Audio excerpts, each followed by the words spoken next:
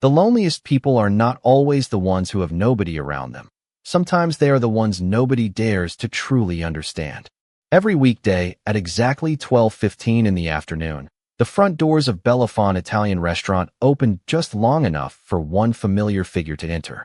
Ethan Carter never arrived early, never arrived late, and never stayed longer than necessary.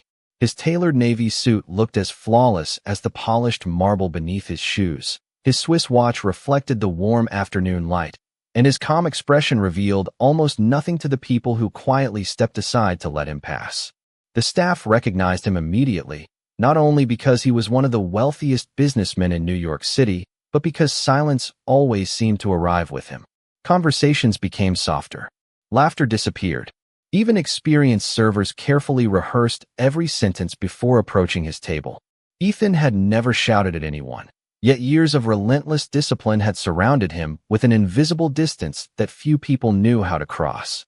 Beside him walked his 10-year-old son, Noah, carrying a backpack over one shoulder while quietly looking around the dining room with curious blue eyes. The boy smiled politely at nearly everyone they passed, but very few noticed him because all attention naturally settled on his father. Noah had learned long ago that adults usually spoke to the billionaire before they spoke to the child standing beside him. Across the dining room, Emily Parker adjusted the black apron tied neatly around her waist before carrying a tray of fresh coffee toward another table.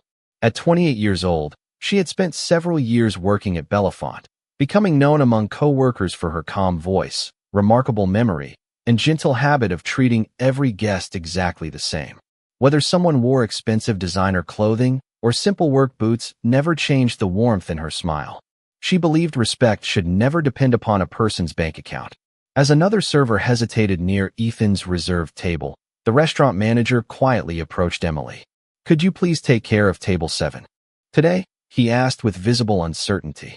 Emily simply nodded. "Of course." She walked toward the table without rushing, carrying 2 menus and a pitcher of chilled water. Ethan briefly looked up from the business documents resting beside his plate before returning his attention to the pages. Emily placed the glasses carefully on the table and greeted both guests with the same sincere smile she offered everyone else. "Good afternoon. Welcome back. It is nice to see you again. Would you like a few minutes before ordering?" Noah smiled immediately. "Thank you." Ethan gave a short nod without lifting his eyes from the documents. Emily quietly stepped away, showing neither disappointment nor surprise. Several nearby employees exchanged curious glances. Most servers interpreted Ethan's distant behavior as rejection. Emily interpreted it as exhaustion. There was a difference. A few minutes later, she returned with warm bread, olive oil, and sparkling water. Before she could leave, Noah looked toward his father and spoke softly. "Dad, can we stay a little longer today?" Ethan closed the folder slowly before answering. "I have another meeting in 45 minutes. The disappointment crossing Noah's face lasted only a second, but Emily noticed it. She also noticed something else.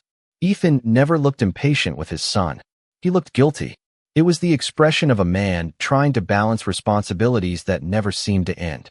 As Emily walked back toward the kitchen, sunlight poured through the tall windows, casting long golden reflections across the polished floor. Behind the expensive suit sat a man admired by millions, but understood by almost no one. Behind the simple black apron walked a waitress who had quietly spent years learning that every silence carried a story, if someone cared enough to listen. The lunch crowd slowly filled Bellafont with the comforting sounds of quiet conversations, clinking silverware, and soft Italian music drifting through hidden speakers. Outside, Manhattan hurried through another busy afternoon, but inside the restaurant time seemed to move more gently. Emily Parker carried a tray of fresh espresso to another table before glancing toward table 7.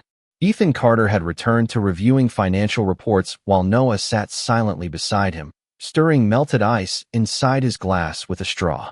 The boy looked out the window for a long moment before quietly reaching into his backpack and removing a small sketchbook. Emily noticed him drawing while she refilled nearby water glasses. Curious but respectful, she never interrupted. A few minutes later, Ethan's phone vibrated across the table.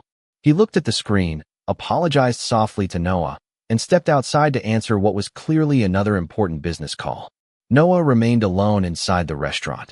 gently turning another page of his sketchbook. Emily approached with a warm smile, carrying a small basket of freshly baked bread. "Would you like a little more while you wait for your father?" she asked kindly. Noah smiled. "Yes, thank you." As she placed the basket on the table, Emily noticed the drawing lying open before him. It showed a father and son sitting together beneath a large tree beside a quiet lake. The figures were smiling. There were no office buildings, no telephones, and no business suits. Only peaceful sunlight reflected across calm water. Emily looked at the picture for only a brief moment before meeting Noah's eyes again. "That is a beautiful drawing," she said sincerely. Noah looked down with a shy smile. "It is my favorite place, even though we have never been there." Emily tilted her head gently. "You imagined it?" Noah nodded. "Dad says someday when work slows down, we will go fishing together. I think he really wants to. He is just always busy." There was no resentment in the boy's voice, only hope. Emily felt her heart grow quietly heavier. Children rarely measured love by expensive gifts. They remembered time. She crouched slightly beside the table, so their conversation remained private. "I think your father loves you very much," she said softly. Noah answered almost immediately. "I know he does. I just wish he smiled more." Emily did not rush to fill the silence that followed. Some moments deserved space instead of advice. A few seconds later, Ethan returned, slipping his phone into his jacket pocket. His expression remained calm, but his eyes carried the familiar weight Emily had noticed earlier. Noah quickly closed the sketchbook before his father could see the drawing. Ethan apologized for the interruption and quietly resumed lunch. Emily brought their meals a few minutes later, serving Noah first before placing Ethan's order on the table. It was a small gesture, yet Ethan noticed it. Most people served the billionaire first. Emily served the child. Ethan watched silently as Noah thanked her with genuine appreciation. Something about the exchange lingered in his thoughts even after Emily walked away. Throughout the remainder of the meal, Ethan answered several business messages, but paused more often than usual to ask Noah simple questions about school, baseball practice, and his latest science project. The conversation felt hesitant, almost unfamiliar, yet Noah's face gradually brightened with every answer. Emily noticed the change while clearing nearby tables. She smiled quietly to herself before returning to work. She had not solved anyone's problems. She had simply reminded one father, without saying a single direct word, that the smallest moments often became the memories children carried for the rest of their lives. The following Tuesday arrived with cool autumn air drifting through the streets of Manhattan, and Bellefonte welcomed another busy lunch service beneath warm golden light pouring through its tall windows. Emily Parker tied her black apron neatly around her waist, greeted every co-worker with her usual quiet smile, and began preparing the dining room before the first reservations arrived. Fresh flowers rested on every table, polished glasses reflected the afternoon sunlight, and the comforting aroma of freshly baked bread filled the restaurant. At exactly 12:15, the front door opened once again.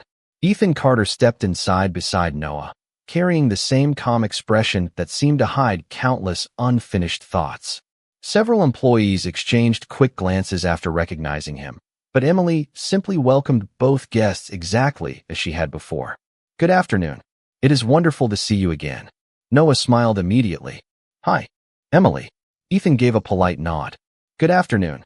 It was only 3 words, yet they carried noticeably more warmth than during their previous visit. Emily guided them to their familiar table near the windows before quietly returning with chilled sparkling water. As Ethan reviewed the menu, Noah looked toward Emily with visible excitement. "I finished another drawing," he whispered proudly. Emily smiled. "I hope you will show me later." Noah nodded enthusiastically before opening his sketchbook just enough for her to glimpse a colorful lakeside scene where a father and son sat fishing together beneath tall pine trees. Before Emily could respond, another server accidentally placed the wrong entree on Ethan's table after confusing 2 nearly identical orders. The young employee immediately realized the mistake and froze with obvious embarrassment. Several nearby guests quietly turned toward the table, expecting an uncomfortable moment. Ethan looked down at the incorrect meal without speaking.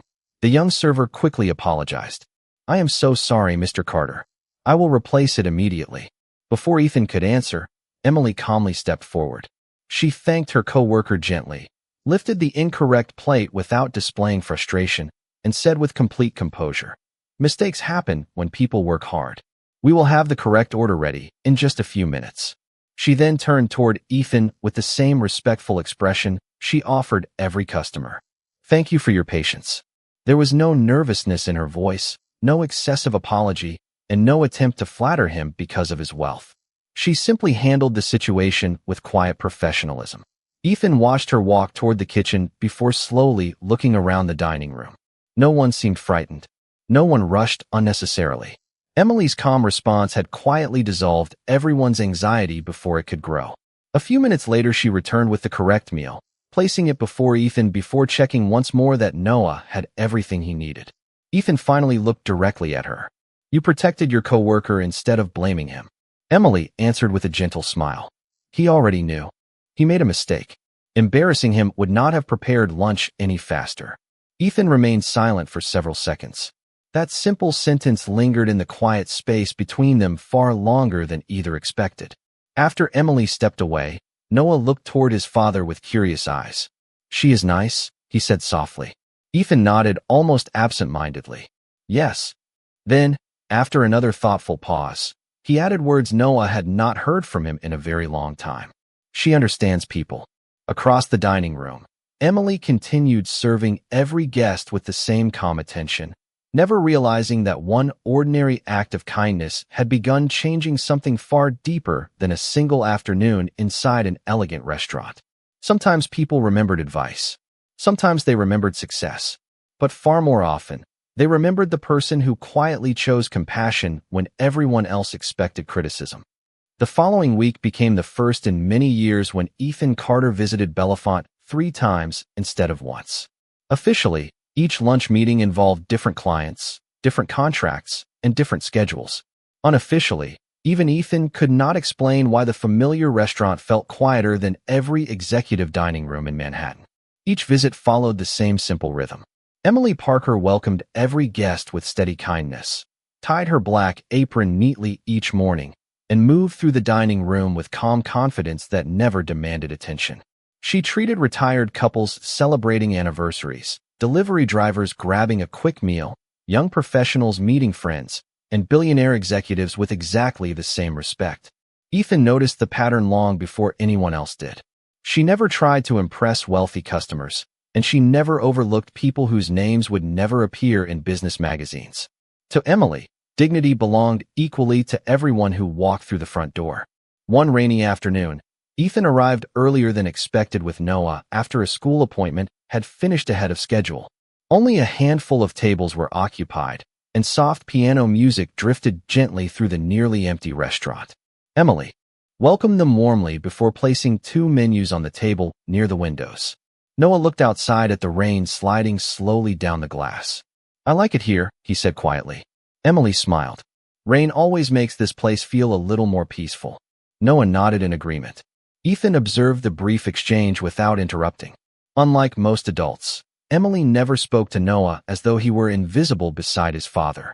She listened to him with genuine interest, never pretending, never exaggerating. While Ethan reviewed several documents, Noah asked Emily whether she had ever wanted to travel. She answered honestly, "Very much. There are many beautiful places I hope to see someday. Until then, I enjoy meeting people who bring little pieces of those places here." Ethan slowly looked up from the papers. "You do not seem disappointed." Emily considered the question for a moment before answering. "Dreams can wait without disappearing. Kindness should not." Her words were quiet, almost conversational, yet they settled deeply into the silence surrounding the table. Ethan had spent years measuring progress through calendars, earnings, and completed negotiations. Emily measured life differently.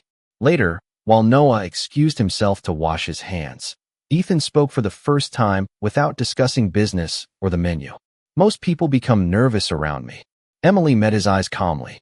"Sometimes people become nervous around titles instead of people." Ethan remained silent. "And you are different?" he finally asked. Emily smiled gently. "I only know the gentleman sitting across from me is trying very hard to be both a responsible father and a responsible leader. That cannot be easy." Ethan blinked almost imperceptibly. Countless journalists had written about his success.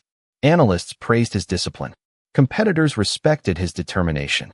Yet no one had ever summarized his private struggle in a single sentence with such quiet accuracy. Before he could respond, Noah returned to the table carrying the sketchbook tucked beneath his arm. Emily excused herself to help another family entering the restaurant, leaving Ethan staring thoughtfully toward the rain beyond the windows. For the first time in many years, someone had looked past his reputation without asking for anything in return. She had not admired his fortune. She had not criticized his distance. She had simply seen the tired father hidden behind the accomplished businessman. As the afternoon slowly faded beneath gray autumn skies, Ethan realized that understanding did not always arrive through extraordinary conversations. Sometimes it appeared in a few gentle words spoken by someone humble enough to notice what everyone else had overlooked. Several days later, Manhattan awakened beneath a sky washed clean by overnight rain, and Bellefonte once again filled with the familiar rhythm of quiet conversations, warm espresso, and sunlight stretching across polished wooden floors. Emily Parker arrived before sunrise as always. She tied her black apron carefully, greeted the kitchen staff with a cheerful smile, prepared fresh flowers for every table, and reviewed the day's reservations before the first guests arrived. She never considered these simple routines insignificant. In her mind, every ordinary habit reflected the respect people carried into extraordinary moments. Shortly after noon, Ethan Carter and Noah entered the restaurant once again. This time there was no stack of business folders beneath Ethan's arm.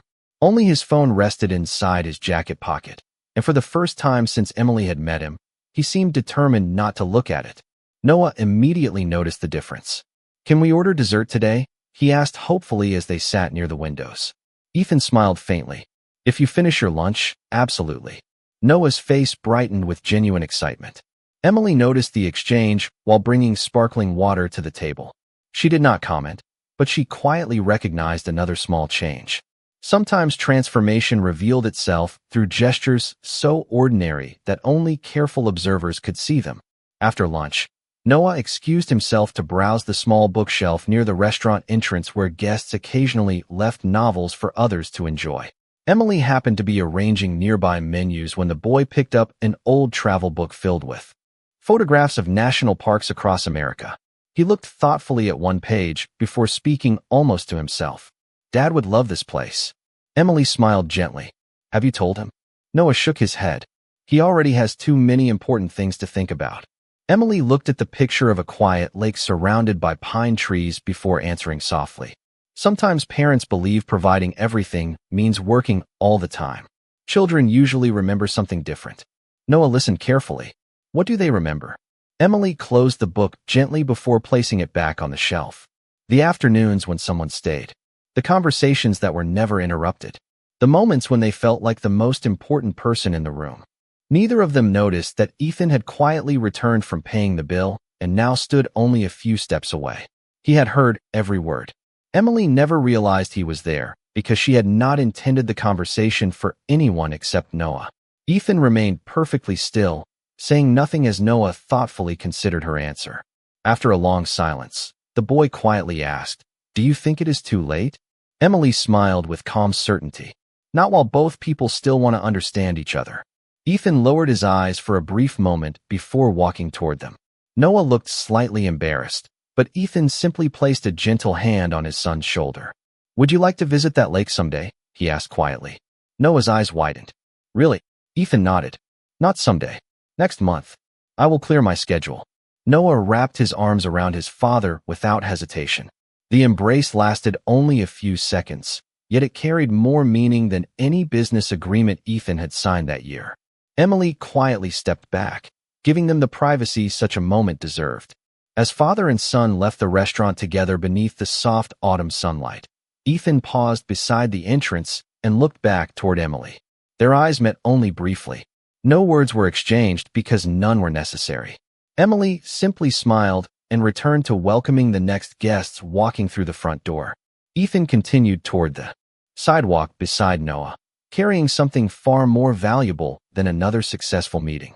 For the first time in many years, he carried the quiet realization that the greatest investment a father could ever make was measured not in dollars or deadlines, but but in the moments his child would remember forever.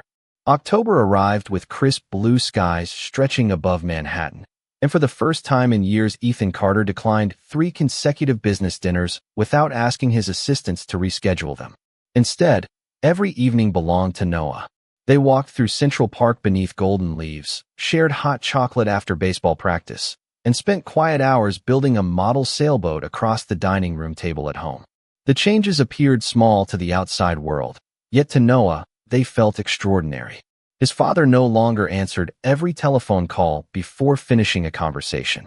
He laughed more often, listened without glancing toward his watch, and occasionally allowed silence to exist without filling it with another business decision. Meanwhile, Belafonte continued welcoming guests with the same warmth it always had.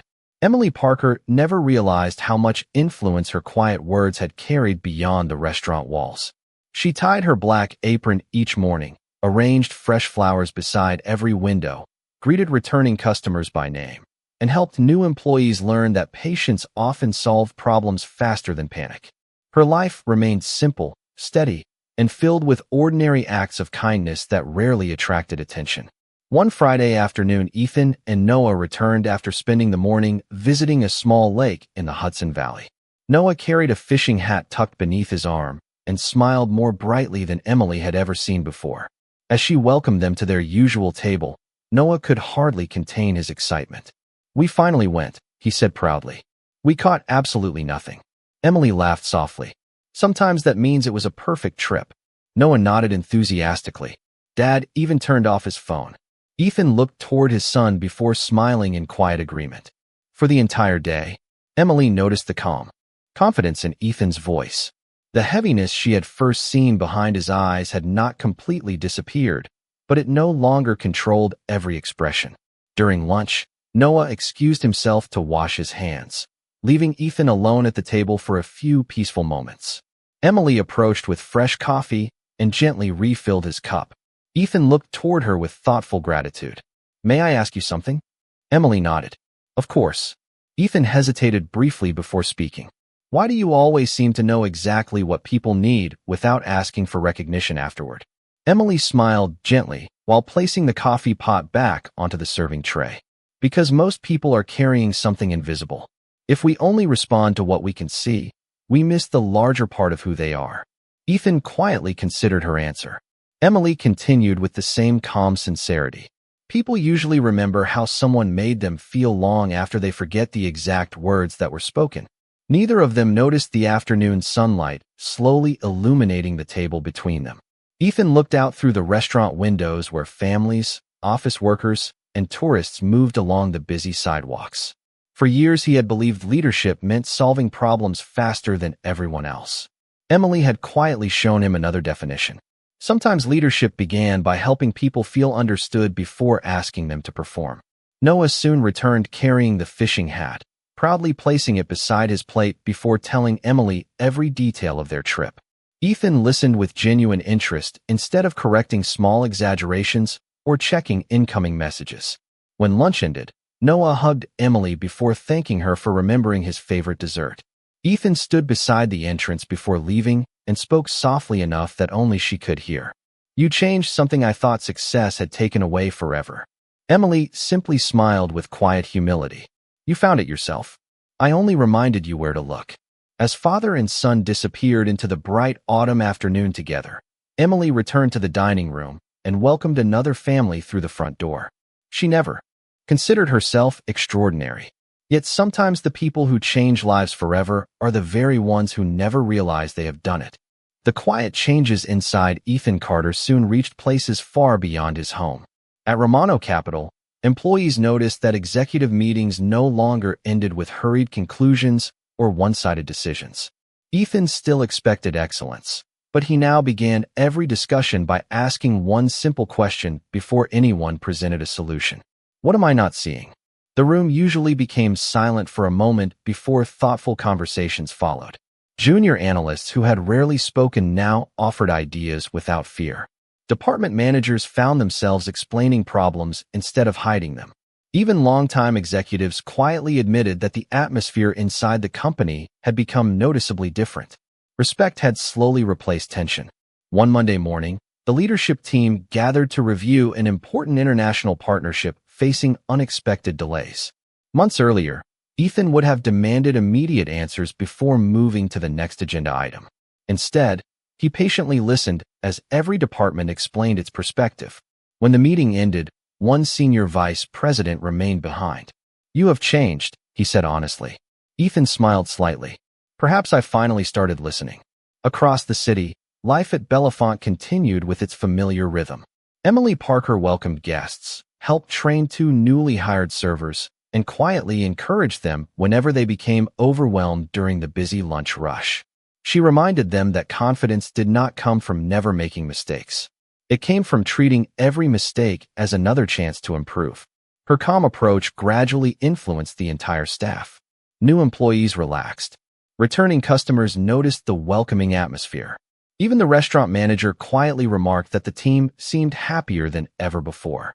Emily simply smiled and returned to polishing glasses beside the windows. She never imagined that the same quiet attitude shaping the restaurant had also begun changing one of the largest companies in New York. One afternoon, Ethan and Noah stopped by Bellefont after visiting a nearby bookstore. Noah carried a paper bag filled with novels and eagerly showed Emily the travel journal his father had purchased for him. "Dad says every adventure deserves a place to be remembered," Noah explained proudly. Emily smiled warmly. "That sounds like a wonderful tradition." Ethan looked toward his son before speaking. "We are planning one weekend each month together now. No meetings. No interruptions." Noah's eyes sparkled with quiet excitement. "We already picked our next trip." Emily could hear genuine happiness in both voices. It was no longer difficult conversation held together by good intentions. It sounded natural.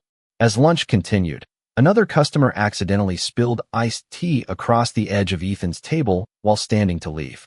The gentleman immediately apologized with visible embarrassment. Before anyone else could react, Ethan stood, smiled reassuringly, and helped steady the tray. "Please do not worry," he said calmly. "Accidents happen." Emily watched from across the dining room as the nervous customer relaxed almost instantly. Months earlier, many people would have expected the billionaire to become frustrated. Instead, he handled the moment with the same quiet grace she had once shown another young server. She recognized the familiar kindness immediately, but said nothing. Some lessons became most meaningful when they quietly returned through someone else's actions. As father and son prepared to leave, Noah paused beside the entrance and looked back toward Emily. "You know," he said thoughtfully, "Dad smiles a lot more now." Ethan laughed softly before gently placing a hand on Noah's shoulder. "I think he is right." Emily smiled with sincere happiness. Some smiles simply need a little time to find their way home. Ethan nodded, understanding exactly what she meant. Walking together beneath the bright autumn sky, father and son disappeared into the moving crowd, while inside Bellefont another family entered through the front door, searching only for lunch.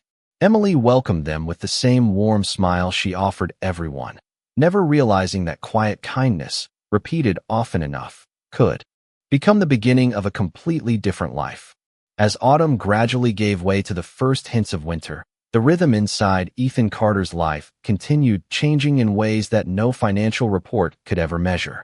Romano Capital remained one of the most successful companies in the country, yet something unexpected had begun attracting attention from employees. People no longer spoke first about quarterly profits or ambitious expansion plans. They spoke about the atmosphere. Senior executives noticed that meetings ended with clearer understanding instead of lingering frustration. Young professionals felt comfortable asking questions without worrying about embarrassment. Departments that once competed against one another now shared ideas more openly.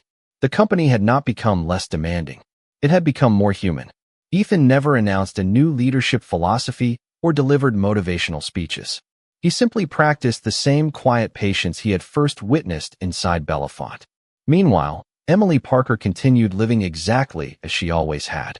Every morning she arrived before sunrise, tied her black apron neatly around her waist, greeted every coworker by name, and prepared the restaurant before welcoming the first guests. She never measured success by recognition. She measured it by whether people left feeling more valued than when they arrived. One afternoon, a newly hired server accidentally broke an expensive crystal glass while preparing a private dining room for an important reservation. The young woman froze in panic, convinced she had ruined her first week at work. Before the restaurant manager could even reach the room, Emily quietly knelt beside her, helped gather the broken pieces safely, and smiled with calm reassurance. "The glass can be replaced," she said gently. "Your confidence is much harder to repair. Let us protect that first." The young employee's eyes filled with grateful relief. Several co-workers witnessed the moment without saying a word. Later that same day, Ethan arrived at Bellefont with Noah after finishing a meeting nearby. As they waited for lunch, the restaurant manager stopped briefly at their table to apologize for a slight delay caused by the earlier accident. Ethan simply smiled. "There is no need to apologize. Good people deserve patience." Emily happened to hear the response while carrying fresh coffee toward another table. For just a moment she paused, recognizing the familiar kindness reflected back to her in someone else's voice. She continued working without mentioning it, quietly grateful that compassion had a way of traveling farther than anyone expected. During lunch, Noah excitedly showed Emily his travel journal. Several pages had already been filled with sketches of fishing docks, walking trails, museums, and handwritten memories from weekends spent with his father. One page contained a simple sentence written carefully across the top. "The best days happen when nobody is in a hurry." Emily smiled warmly after reading it. "That sounds like something worth remembering forever." Noah nodded proudly. "Dad wrote that." Ethan looked almost embarrassed before quietly laughing. "I borrowed the idea from life." Emily met his eyes for only a brief second before returning the journal to Noah. She realized that the greatest changes rarely happened all at once. They arrived through hundreds of ordinary decisions repeated with quiet intention until they became part of someone's character. As father and son prepared to leave, snowflakes began drifting gently beyond the restaurant windows, covering the sidewalks of Manhattan with the first delicate white layer of the season. Ethan stood near the entrance watching them fall before speaking softly. "Funny how everything outside can look different even though the city remains the same." Emily smiled gently while holding the door open for another family entering from the cold. "Sometimes people change the same way." Ethan nodded thoughtfully before walking into the winter afternoon beside Noah. Neither of them realized that the greatest chapter of their journey had not been the moment their lives crossed inside a quiet restaurant. It had been every ordinary day afterward when they chose, again and again, to become a little more understanding than they had been the day before. By early December, Romano Capital had become known for something few financial publications could explain. Revenue remained strong, new partnerships continued growing, and investors expressed confidence as always. Yet the most remarkable transformation had nothing to do with numbers. Employee turnover had quietly fallen. Collaboration between departments had improved. Young professionals who once planned to leave the company had chosen to stay because they finally believed their ideas mattered. Ethan Carter never announced that he had changed his leadership style. He simply greeted the receptionist by name each morning, thanked assistants before leaving meetings, listened completely before offering solutions, and made time every Friday afternoon to visit Noah's school whenever possible. His reputation had shifted almost without anyone noticing. People still admired the billionaire's success, but now they respected the man behind it even more. One snowy afternoon, the executive team gathered to review applications for a new community education initiative the company planned to sponsor. The program would provide scholarships and professional development opportunities for hardworking adults seeking better careers. Ethan carefully read every proposal before one application caught his attention. It came from Bellefont Italian Restaurant. The restaurant manager had nominated one employee, explaining that she had quietly mentored new staff members, translated for international guests when needed, solved difficult situations with remarkable grace, and inspired everyone around her despite never asking for recognition. Ethan smiled before reading the name. Emily Parker. He closed the folder for a moment, looking thoughtfully through the office windows as snow continued falling across Manhattan. For months, she had transformed countless lives without ever realizing that anyone had been paying attention. Later that week, Ethan visited Bellefont with Noah, as they often did. The familiar restaurant glowed warmly against the cold winter evening outside. Emily welcomed them with the same gentle smile that had never changed despite the passing seasons. She tied her black apron neatly, served warm soup to an elderly couple. Celebrating 50 years of marriage, helped a young family settle their energetic children comfortably, and returned to Ethan's table carrying fresh coffee. Her kindness remained wonderfully consistent because it had never depended upon circumstances. After dinner, Ethan waited until Noah wandered toward the holiday decorations near the entrance before speaking quietly. Our company is launching a scholarship and leadership development program next month. Emily smiled politely. That sounds like a meaningful opportunity. Ethan nodded. Someone nominated you. Emily looked genuinely surprised. Me? Ethan placed the information packet gently on the table.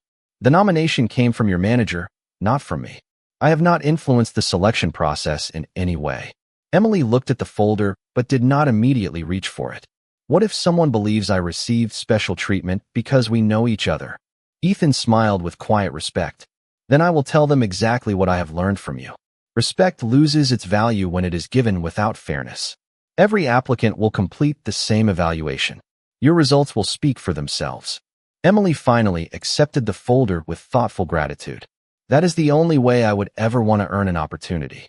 Noah returned just then, carrying a small paper snowflake he had made at school earlier that day. Without hesitation, he handed it to Emily.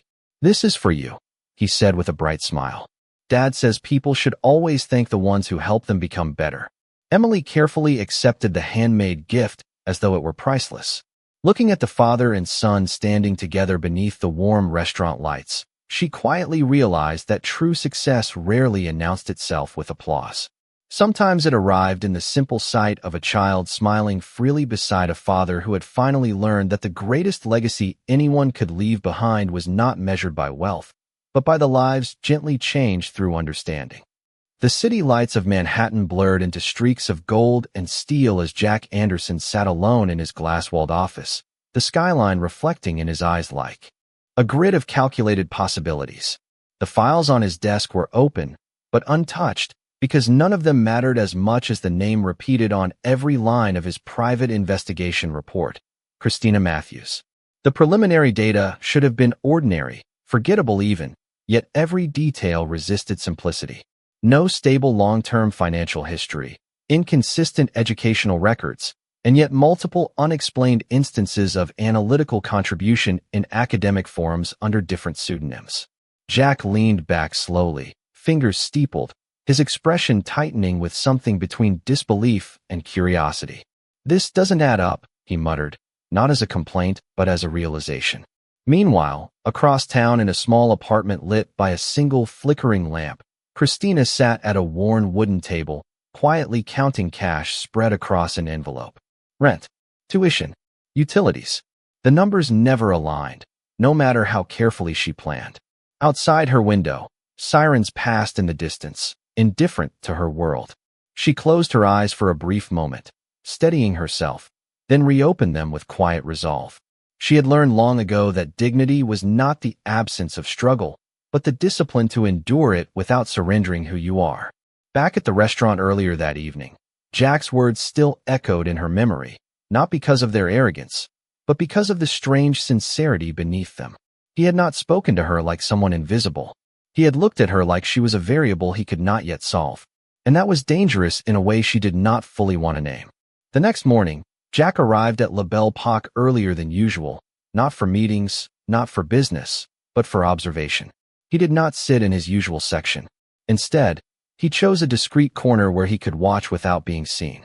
When Christina entered through the staff door, uniform crisp but slightly worn at the edges, he noticed something new. Fatigue, yes, but also control. She moved through the restaurant like someone managing far more than tables and orders. When a delivery issue caused tension in the kitchen, she intervened without hesitation, recalculating inventory flow on a handwritten note that the head chef later followed without question. Jack's eyes narrowed slightly. That was not instinct. That was structured thinking. Later, when a guest complained loudly about a billing error, Christina resolved the dispute in under 2 minutes, reconstructing the order history from memory alone, correcting a system error the manager had missed. There was no performance in her actions, no desire to impress, only precision. Jack felt something shift inside him, a quiet recalibration. This was not a waitress performing above her station.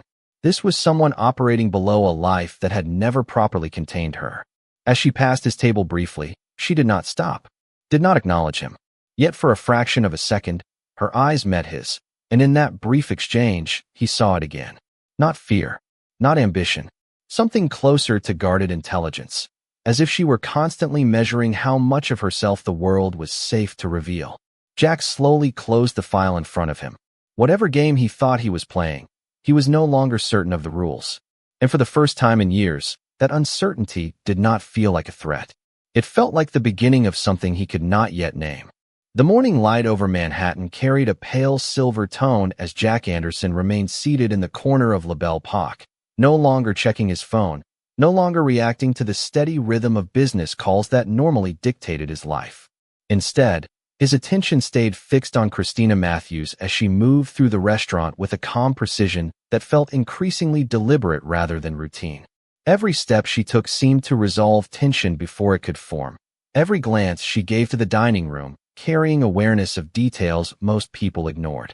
A spilled cup near table 9, a delayed order in the kitchen queue, a customer growing impatient before frustration could surface. She corrected all of it without drawing attention, without claiming credit, as if maintaining balance in the room was simply second nature. Jack observed quietly, his analytical mind trying to categorize what he was seeing, but every label he reached for felt incomplete. She was not acting like someone surviving a job. She was operating like someone managing a system. Across the room, Christina paused briefly near a service station, reading a printed schedule taped to the wall. A subtle crease formed between her brows, not frustration, but calculation. Then she reached for a pen and made a small adjustment to the staffing chart, shifting 2 names, recalibrating timing intervals, and suddenly the flow of service in the restaurant changed within minutes. Orders moved faster, delays disappeared, and even the kitchen staff unconsciously adapted to her revision. Jack noticed it immediately. No announcement had been made, no permission asked, yet the entire system had improved because of one silent correction. He leaned forward slightly, his interest sharpening into something more focused. This was not intuition. It was structured optimization. A server walked past Jack's table and placed a coffee refill down without asking, as if she already knew he had been waiting longer than he realized. He did not remember ordering it, yet it arrived at the exact moment he had begun to feel the need. His eyes narrowed as he slowly turned back toward Christina, who was now speaking softly with the head chef near the kitchen pass. Their conversation was brief, efficient, and ended with the chef nodding in agreement as if he had received instructions rather than suggestions. Jack stood slowly, adjusting his suit jacket, and crossed the room without announcing himself. When he reached the kitchen entrance, Christina sensed him before he spoke. She turned slightly, her expression unchanged, but her posture shifted in a way that suggested full awareness. For a moment, neither of them spoke. The noise of the restaurant faded into background rhythm. Jack finally broke the silence, his voice calm but deliberate. "You are not just adjusting tables and orders," he said. Christina met his gaze evenly, neither confirming nor denying. Behind her, the kitchen continued operating smoothly, as if nothing unusual was happening. She responded after a brief pause, her voice quiet but steady. "In a place like this, everything is connected. If you change one delay, you change the entire outcome." Jack studied her face, searching for hesitation, but found none. "That is not how most people think," he replied. Christina gave a faint, almost imperceptible expression that was not quite a smile. "Most people are not responsible for everything they touch without realizing it." The words lingered between them, heavier than the noise around them. Jack felt the shift again, deeper this time. It was no longer curiosity alone. It was recognition of something structured beneath the surface of her simplicity, something trained, deliberate, and carefully hidden. And for the first time, he considered that what he had been observing was not a waitress revealing intelligence, but someone deliberately limiting how much of it the world was allowed to see. The late afternoon light in Manhattan had begun to soften, casting long reflections across the polished floors of La Belle Époque as the restaurant slowly transitioned into its evening rhythm. Jack Anderson remained standing near the kitchen entrance, his presence no longer that of a distracted billionaire, but of someone fully engaged in a problem he could not easily categorize. Christina Matthews met his gaze without tension, as if she had already anticipated the direction of his thoughts long before he spoke them. Around them, the restaurant continued functioning with unusual fluidity, orders moving faster than expected, staff coordinating without visible friction, and even the smallest errors being corrected before they became visible. Jack finally broke the silence again, his tone quieter now, stripped of corporate distance. "This level of awareness is not something you pick up from experience alone," he said. Christina did not respond immediately. Instead, she looked briefly toward the dining floor, as if confirming something only she could see in the pattern of movement around her. Then she returned her attention to him. "Most systems fail because people assume they are separate pieces," she said calmly. "But they are not. Everything here reacts to everything else." Jack studied her carefully, his mind processing her words against everything he had observed since first meeting her. The staffing adjustments, the timing corrections, the way customers unconsciously aligned their behavior after her small interventions. None of it was random. It was design. "You are not just observing," Jack said slowly. "You are controlling flow." Christina's expression remained steady, but something subtle shifted in her eyes, not discomfort, but acknowledgement. "I am preventing breakdowns before they happen," she replied. A long silence followed, filled only by the distant clatter of dishes and the muted conversations of guests who had no awareness of the conversation unfolding only a few steps away. Jack exhaled lightly, as if reaching a conclusion that had been forming since the morning. "Who trained you?" he asked. Christina's gaze softened slightly, but her answer came carefully measured. "People who understood that intelligence is not always meant to be visible." The words landed with quiet weight. Jack stepped back half a step, reassessing everything he thought he knew about her. The waitress narrative no longer fit. It had never fully fit. What he was seeing now was someone who had chosen invisibility, not someone trapped by it. "You could be running operations in any company in this city," he said. Christina gave a faint, almost invisible shake of her head. "And lose what I have here." Jack frowned slightly. "And what exactly do you have here?" For the first time, Christina's composure softened into something more human, less analytical. She glanced around the restaurant, at the staff moving through their routines, at the subtle sense of order she had quietly shaped without recognition. "I have distance," she said. "I have clarity. And I have control over something that does not depend on proving anything to anyone." Jack fell silent again, absorbing her answer not as rejection, but as a different philosophy entirely. Outside, the city continued its endless motion, unaware of the small shift happening inside a single restaurant where power was not measured in money or status, but in perception and restraint. Jack finally spoke again, his voice lower now. "If you ever decide that visibility matters, I can give you more than this place ever could."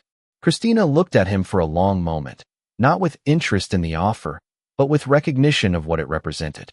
Then she replied quietly, "Visibility is not always the same as value." Jack did not respond immediately. For the first time in years, he understood that the most important systems were not always the ones you could buy, scale, or control. Sometimes they were the ones quietly maintained by people who never needed acknowledgement to remain precise. As Christina turned back toward the dining floor and resumed her work, the restaurant seemed to settle into a deeper balance, as if her absence from the conversation restored its natural rhythm. Jack remained standing for a moment longer, watching her move through the space with the same controlled precision as before, but now seeing it differently. Not as a mystery to solve, but as a standard he had never considered measuring himself against. And in that realization, the distance between them did not feel like separation, but like a quiet lesson that would stay with him long after the night ended.